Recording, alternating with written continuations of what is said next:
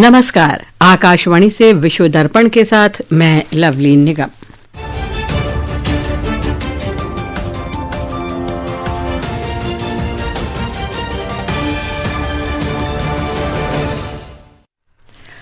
France के राष्ट्रपति Emmanuel Macron अगले महीने नई दिल्ली में इंडिया एआई इम्पैक्ट समिट में भाग लेंगे। बांग्लादेश पुलिस ने हिंदू श्रमिक दीपू चंद्र दास की हत्या के मामले में मुख्य आरोपी को गिरफ्तार किया।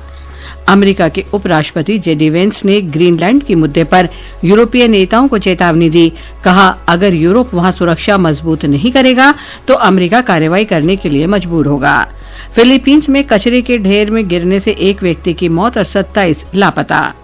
और महिला प्रीमियर क्रिकेट लीग आज शाम से नवी मुंबई में शुरू होगी। पहले मैच में मुंबई इंडियंस और रॉयल चैलेंजर्स बेंगलुरु आमने सामने।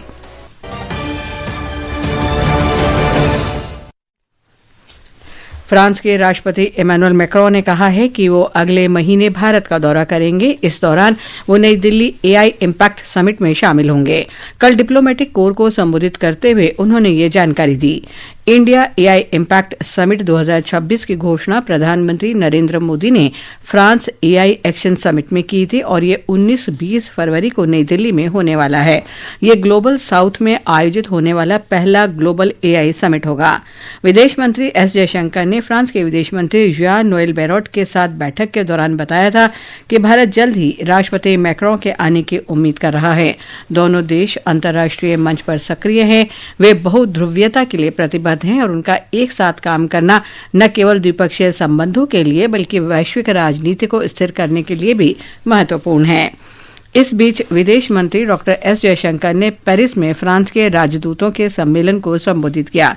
सोशल मीडिया पोस्ट में श्री जयशंकर ने कहा कि इस अवसर पर उन्होंने व्यापार, वित्त, प्रौद्योगिकी, ऊर्जा, संसाधन और संपर्क से प्रेरित समकालीन वैश्विक परिवर्तनों पर चर्चा की। उन्होंने बहुध्रुवीयता और रणनीतिक स्वायत्तता को बढ़ावा देने में भारत फ्रांस साझेदारी के महत्व को रेखांकित किया। एक अन्य सोशल मीडिया पोस्ट में विदेश मंत्री ने बताया कि उन्होंने फ्रांस के राष्ट्रपति इमैनुअल मैक्रों से मुलाकात की और उन्हें प्रधानमंत्री नरेंद्र मोदी की ओर से शुभकामनाएं दी। बांग्लादेश में पुलिस ने मयमनसिंह में भालुका में हिंदू श्रमिक दीपू चंद्र दास की हत्या के मामले में मुख्य आरोपी को गिरफ्तार कर लिया है। अपर पुलिस अधीक्षक अब्दुल्ला अल मामून ने बताया कि मयमनसिंह पुलिस ने बुधवार दोपहर ढाका के डेमरा से इमाम यासीन अराफात को गिरफ्तार किया।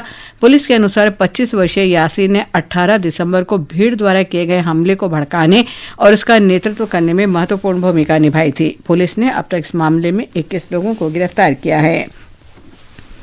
अमेरिका के उपराष्ट्रपति जेडी वेंस ने कहा है कि यूरोपीय नेताओं को ग्रीनलैंड के मुद्दे पर राष्ट्रपति ट्रंप के रुख को गंभीरता से लेना चाहिए।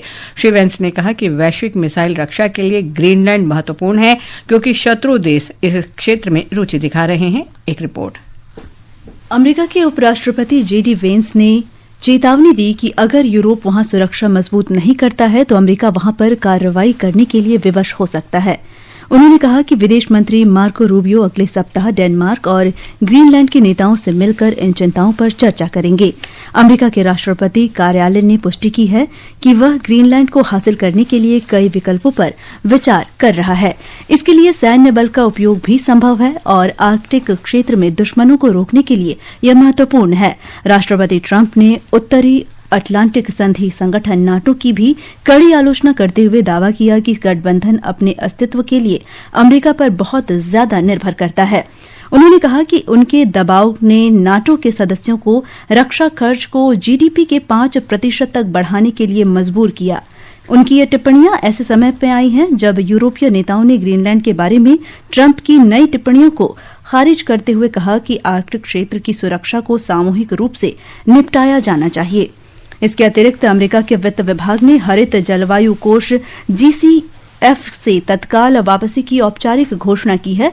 यह घोषणा राष्ट्रपति डोनाल्ड ट्रंप द्वारा 66 अंतर्राष्ट्रीय संगठनों, संधियों और गठबंधनों से वाशिंगटन की वापसी की घोषणा के ठीक एक दिन बाद आई।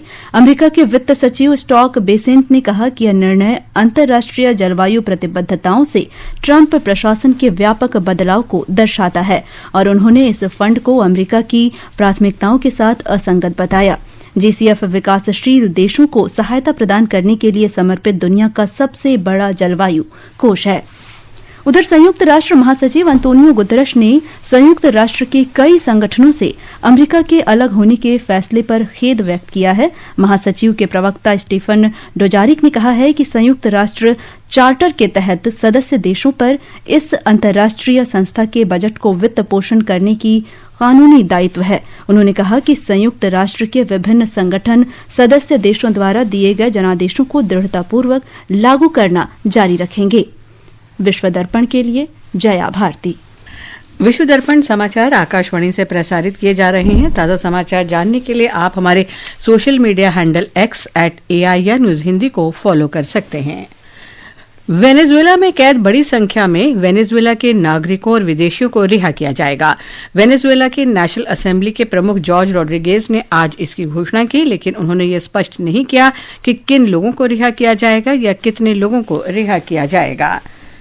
फिलीपींस में कचरे का ढेर गिरने से एक व्यक्ति की मौत हो गई और 27 अन्य लापता हैं। पुलिस बल, दमकल और आपदा राहत कर्मियों ने कल दोपहर सेबू शहर के बिनालिव गांव में कचरे के ढेर में फंसे 8 लोगों को बाहर निकाला। 27 लापता लोगों की तलाश की जा रही है और घटनास्थल पर बचाव कार्य जारी है। ईरान में वर्ष 2022 के बाद से ही अशांति है। प्रदर्शन के 13 दिन हो चुके हैं। रियाल की गिरती कीमत और बढ़ती महंगाई के विरोध में शुरू हुए ये प्रदर्शन अब अधिकारियों के लिए राजनीतिक चुनौती बन गई है। तेहरान, इस्फहान और पश्चिम तथा उत्तर पूर्वी ईरान के कुछ हिस्सों में सुरक्षा बलों और लोगों के बीच झड़पें हुई हैं। मानवाधिकार समूहों के अनुसार इन झड़पों में 39 लोग मारे गए हैं और 2000 से अधिक लोगों को हिरासत में लिया गया है। हाल के घटनाक्रम में निर्वासित युवराज रजा पहलवी के आह्वान पर लोगों ने विरोध प्रदर्शन में हिस्सा लिया। इलेक्ट्रॉनिक्स और सूचना प्रौद्योगिकी मंत्री अश्विनी वैष्णव ने कल नई दिल्ली में अमेरिका की प्रौद्योगिकी कंपनी एनवीडिया के एक दल से मुलाकात की।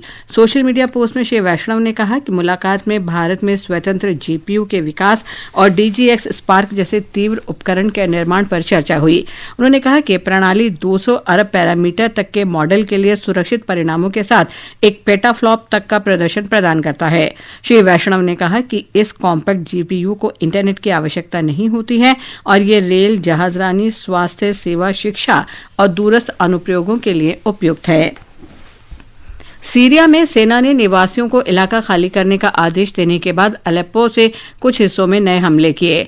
सीरियाई सेना ने कुर्द नेतृत्व वाली सीरियाई डेमोक्रेटिक फोर्सेस पर कुर्द बहुसंख्यक क्षेत्रों का इस्तेमाल हमला करने के लिए करने का आरोप लगाया है। क्योंकि संघर्ष तीसरे दिन में प्रवेश कर गया है, इस लड़ाई ने हजारों नागरिकों को बेघर कर दिया है और कई लोगों की जान ले ली है और उन्हें घायल भी कर दिया है। एसडीएफ ने कहा है कि उनके लड़ाके अलेप्पो के सीरियाई इलाके के पास दमिश्क समर्थित गुटों और सहायक बलों के साथ भीषण झड़पों में लगे हुए हैं और उन्होंने कहा कि उन्होंने उन्हें भारी नुकसान भी पहुंचाया है। महिला प्रीमियर लीग WPL का चौथा संस्करण आज से शुरू होगा।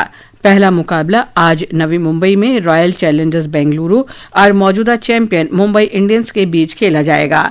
भव्य उद्घाटन समारोह के बाद ये मैच शाम 7:30 बजे से खेला जाएगा। बैडमिंटन में PV Sindhu Kuala Lumpur Malaysia open tournament के क्वार्टर फाइनल में पहुंच गई हैं। उनका मुकाबला आज जापान के अकाने यामागुची से होगा। वहीं पुरुष डबल्स के क्वार्टर फाइनल में भारत के सात्विक साईराज रंकीरेड्डी और चिराग शेट्टी का जोड़ी का सामना इंडोनेशिया की जोड़ी से होगा। अंत में मुख्य समाचार एक बार फिर। फ्रांस के राष्ट्रपति इमैनुअल मैक्रों अगले महीने नई दिल्ली में इंडिया AI इम्पैक्ट समिट में भाग लेंगे। बांग्लादेश पुलिस ने हिंदू श्रमिक दीपू चंद्र दास की हत्या के मामले में मुख्य आरोपी को गिरफ्तार किया। अमेरिका के उपराष्ट्रपति JD वेंस ने ग्रीनलैंड के मुद्दे पर यूरोपीय नेताओं को चेतावनी दी। कहा, अगर यूरोप वहां सुरक्षा मजबूत नहीं करेगा तो अमेरिका कार्रवाई करने के लिए मजबूर होगा। फिलीपींस में कचरे का ढेर गिरने से एक व्यक्ति की मौत और 27 लापता। और महिला प्रीमियर क्रिकेट लीग आज शाम से नवी मुंबई में शुरू। पहले मैच में मुंबई इंडियंस और रॉयल चैलेंजर्स बेंगलुरु की टीमें आमने सामने होंगी। इसके साथ ही विश्व दर्पण का ये अंक समाप्त हुआ। नमस्कार।